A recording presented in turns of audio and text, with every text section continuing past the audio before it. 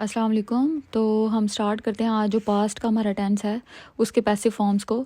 तो सबसे पहले हम पास्ट के टेंस को पढ़ लेते हैं, पास्ट इंडेफिनिट। तो इसकी पहचान ये होती है कि इसके एंड पे था, थी या थे आता है। तो था, थी या थे, या फिर अलिफ आ जाएगा इसके एंड पे। मैंने वो काम किया, मैं शहर गया। अब हमें अंडरस्टूड सी बात है, वो गया था यानी कि वो पास्ट में उसने काम किया है। तो अगर था, थी, थे यानी छोटी के बड़ी, बड़ी ये आ जाता है या अलिफ आ जाता है तो उसका काम है वो पास्ट में काम हुआ है। इसका जो है वो क्या होगा, फार्मूला क्या होगा, सब्जेक्ट आएगा, V2 आएगा और ऑब्जेक्ट आएगा।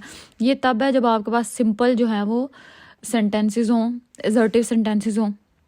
उसके बाद अगर हमारे पास आ जाता है क्वेश्चन, इंटेरोगेटिव फॉर्म आ जाती है तो डिड प्लस V1, और अगर डिड नॉट लगाएंगे फिर भी V1। हमेशा ये चीज़ याद रखें, जहाँ पे भी डिड आ जाएगा V1 लगेगा, ठीक है।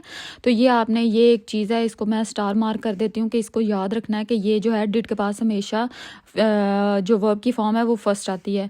उसके बाद वैसे हमारे पास जनरल जो फॉर्म है इस टेंस में लगने के लिए वो V2 है, जो एजर्टिव सेंटेंसेस के अंदर आएगी। एग्जाम्पल इसकी यूँ है, आई रोट अ लेटर, तो did I wrote a letter, I did not wrote a letter, तो इसके दूसरी फॉर्म्स आ जाएंगे, ठीक है। तो मैंने इसके अंदर सिंपल जो हमने राइट की सेकंड फॉर्म है वर्ब की वो लगा दी है। उसके बाद हम पास्ट कॉन्टिन्यूस की तरफ जाते हैं। सब्जेक्ट आ जाएगा प्लस वॉज वर आ जाएगा, फिर जीरंड आ जाएगा यानी कि V1 प्लस ING और प्लस ऑब्जेक्ट आ जाएगा, ठीक है इसके अंदर। तो वाज वर अगर मेरे पास आ जाता है जी, वाज वर के बाद अगर इंटेरोगेटिव आ गया, वाज वर लगाएंगे, सब्जेक्ट लगाएंगे, जीरंड लगाएंगे और फिर ऑब्जेक्ट पे उसको ख़त्म कर देंगे।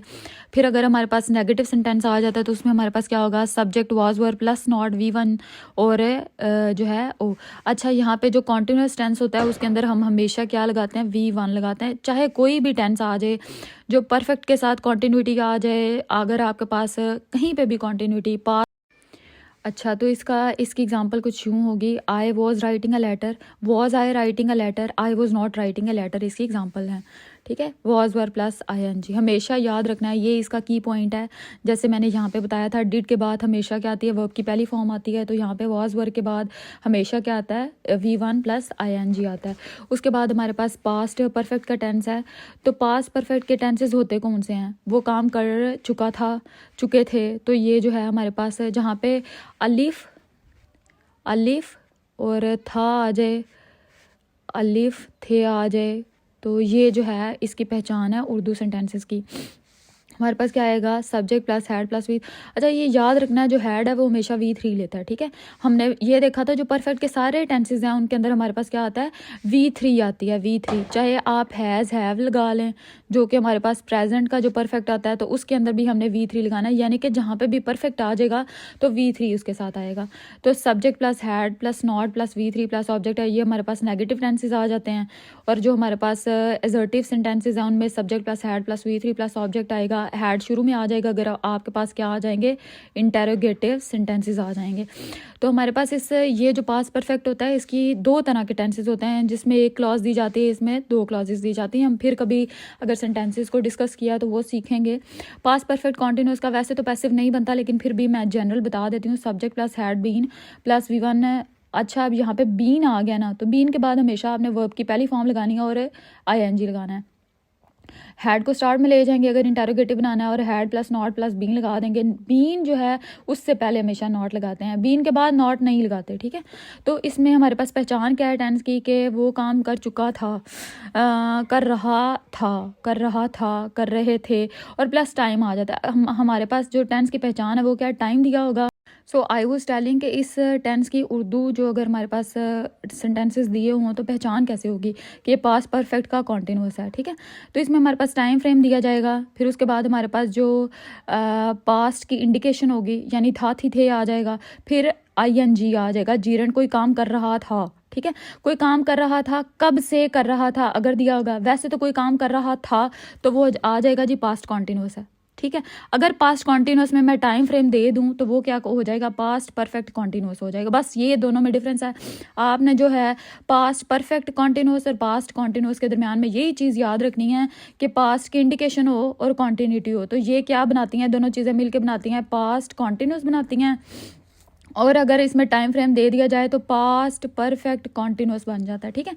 तो इसमें क्या होता है, बीन हमेशा V1 फॉर्म लेता है, ये आपने याद रखना है कि इसके अंदर हमने बीन ऐड किया है, ठीक है। ये देखें यहाँ पे हमने हैड प्लस V3 ऐड किया था, हैड के बाद बीन आ गया तो बीन के बाद हमेशा V1 आता है, ठीक है।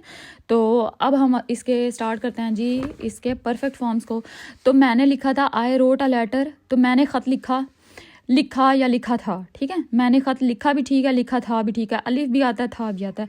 तो a letter was written by me, ये मैंने कैसे किया, सब्जेक्ट को ऑब्जेक्ट से, ऑब्जेक्ट को सब्जेक्ट से चेंज किया, V3 लगाया, हेल्पिंग वर्ब को नेक्स्ट टेंस की हेल्पिंग वर्ब। अब आप जानते हैं कि जो हमारे पास पास्ट का इंडेफिनिट है उसमें हेल्पिंग वर्ब होती ही नहीं है, तो हमने जैसे प्रेजेंट की हेल्पिंग वर्ब नहीं होती सिंपल में, प्रेजेंट इंडेफिनिट में, तो हम प्रेजेंट कॉन्टिन्यूस की वर्ब को इसमें लगा लेते हैं, इसी तरह इज MR को लगा लेते हैं, इसी तरह हम जो पास्ट कॉन्टिन्यूस की वर्ब है वो इसमें लगा लेंगे हेल्पिंग वर्ब। तो helping verb of verb of the next tense हमने इसमें यूज़ कर लिया। फिर उसके बाद पास्ट कॉन्टिन्यूस को क्या करेंगे, अब हमने आगे जितने भी टेंसेस पढ़ेंगे उसके अंदर हमने हेल्पिंग वर्ब को मेंटेन करना है। और जो कॉन्टिन्यूस का टेंस होता है उसमें आपने याद रखना है कि कॉन्टिन्यूस के टेंस को जब पैसिव में बनाते हैं, चाहे वो प्रेजेंट का हो, पास्ट का हो या किसी, अच्छा तो इसमें हमने क्या करना है कि कॉन्टिन्यूटी जहाँ पे भी आ जाए तो वर्ब की पहली फॉर्म मेंटेन करेंगे और साथ बीइंग लगा देंगे, ठीक है। कोई भी टेंस हो, प्रेजेंट में भी हमने बीइंग लगाया था, इज MR और बीइंग, और वाज के साथ भी बीइंग लगा देंगे। A letter was being written by me, तो आई को मी में चेंज कर दिया, लेटर सब्जेक्ट को ऑब्जेक्ट से चेंज कर दिया, वाज वैसे ही मेंटेन किया और बीइंग को ऐड किया और V3 को ऐड कर दिया, ये इसकी स्पेसिफिकेशन है। उसके बाद पास्ट परफेक्ट आ जाता है हमारे पास।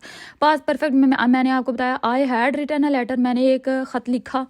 अब ये जो है a letter had been written by me, अब आपने क्या करना है, इस टेंस की पास्ट परफेक्ट कॉन्टिन्यूस की हेल्पिंग वर्ब को इधर उठा के ले आना है, helping verb of the next tense, ठीक है, helping verb of the next tense.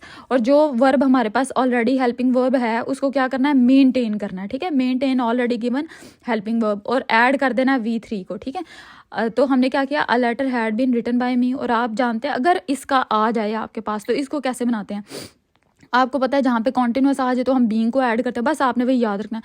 और हैड बीन इसकी ऑलरेडी गिवन हेल्पिंग वर्ब है तो हमने उसको मेंटेन करना है, a letter had been being written by me. अगर इसका बनाना पड़ जाए तो इसका ये फार्मूला होगा, अदरवाइज इसका बनता ही नहीं है। Thank you so much.